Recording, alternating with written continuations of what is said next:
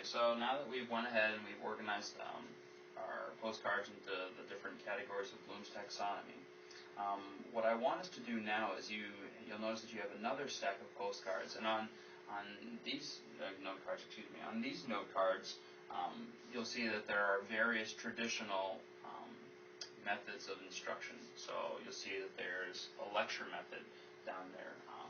There's going to be a quiz method, a test method. And what I want for each of your groups to do is to look at these different methods.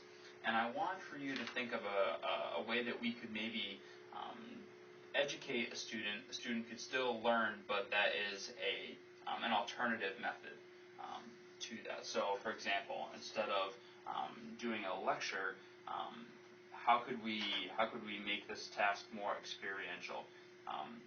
What are some other ways we can do to teach a student rather than just speaking the material to them, having them write it down, and then quizzing them on it later? Because as we'll find in an online learning environment, it's very difficult for students to sit down, watch an hour-long video, stay tuned into what's happening there. It's not the same as when you're sitting in the classroom. It's not, you don't have the same nonverbal cues from the person. There's no feedback where the professor can sort of feel where the learners are coming from and tailor what they're saying to the learners and all that stuff. So in online learning, we need to be a little more creative in how we go about learning. So and please be creative as you can be. On this postcard, no idea is too crazy, no idea is too wacky at this stage of the game. We're just brainstorming and putting ideas out there. So so please feel free to begin that now.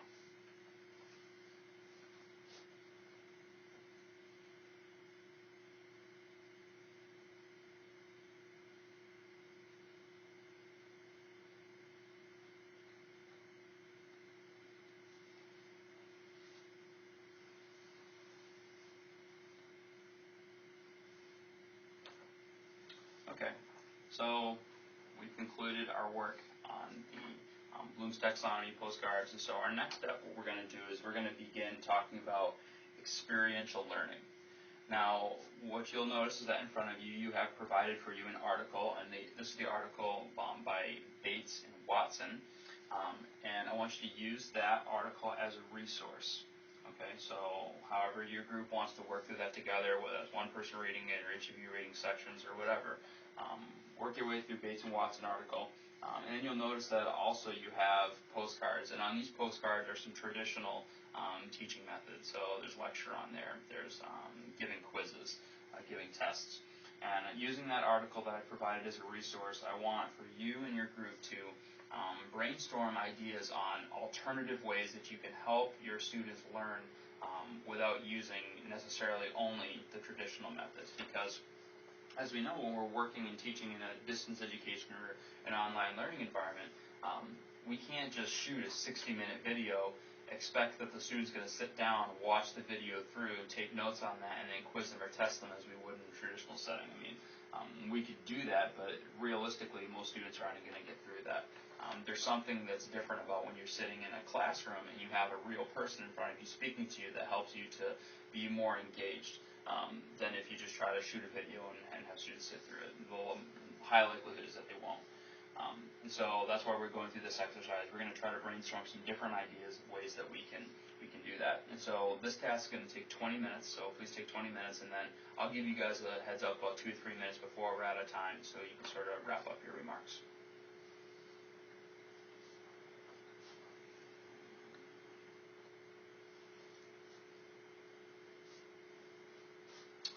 Okay, perfect. So how did that go for us?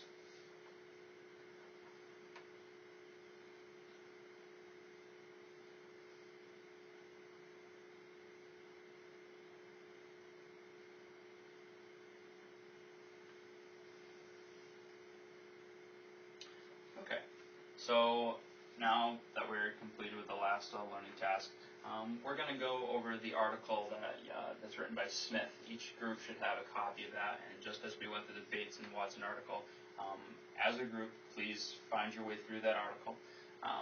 And what I want for you guys to do is to suggest if there are any types of learning tasks or types of learning that cannot be accomplished through experiential learning. I'm not going to make that judgment on whether that's possible or not, but I want you as a group to figure out, to suggest some things that maybe experiential learning cannot teach, and then I'd like you to discuss back and forth and see if there really are any, and if they are, what those examples of that would be. So you'll have 15 minutes to do this task, to engage with that, and then for the last 5 minutes, after your 15 minutes, then we'll discuss it as a larger group and hear what sort of things our group is thinking.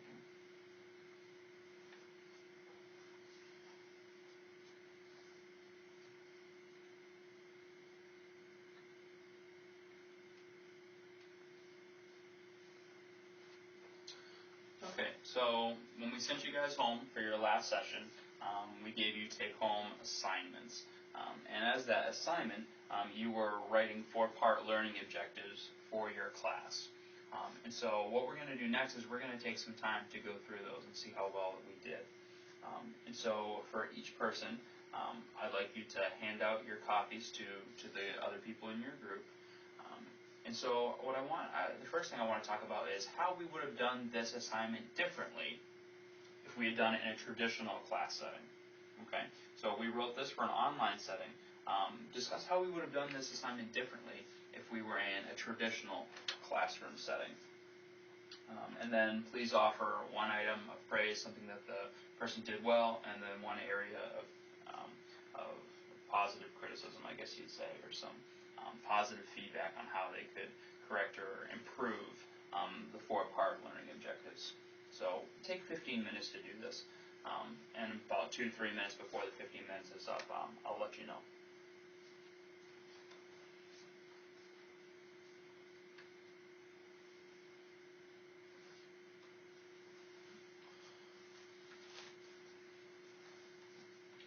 Okay, everybody, well, here's where the fun begins. Today, so far, we've went through Bloom's taxonomy, reviewed that. We've reviewed some things on experiential learning. We've looked at each other's 4-part learning objectives. Next, what we're going to do is we're going to have a major workshop, if you will. We're really going to get our hands dirty. So for each participant here, what you're going to do is you're going to work on creating a major project for your class that you will be teaching. And what we want you to do is you're going to use the material that we learned in our last session in this session. So we're going to construct the learning around a 4-part learning objective. So you're going to write a 4-part learning objective. We're going to structure the class through using Bella's 4 types of learning tasks. Okay. We're going to require active experiential learning, and we're going to make sure that our learning is going to have students operate at the highest level of Bloom's taxonomy. So you're going to go ahead and write out these learning plans on the provided rubric thing that I've handed out to you. Use the rubric as a guide to see how well that you're doing, and then show your learning assignment to a partner. Make sure that we're all on the same track here. Okay, so 4-part learning objective. We're going to structure it using the 4 types of learning tasks.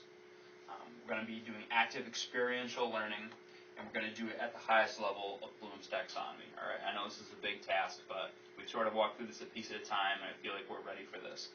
So we're going to take 30 to 45 minutes.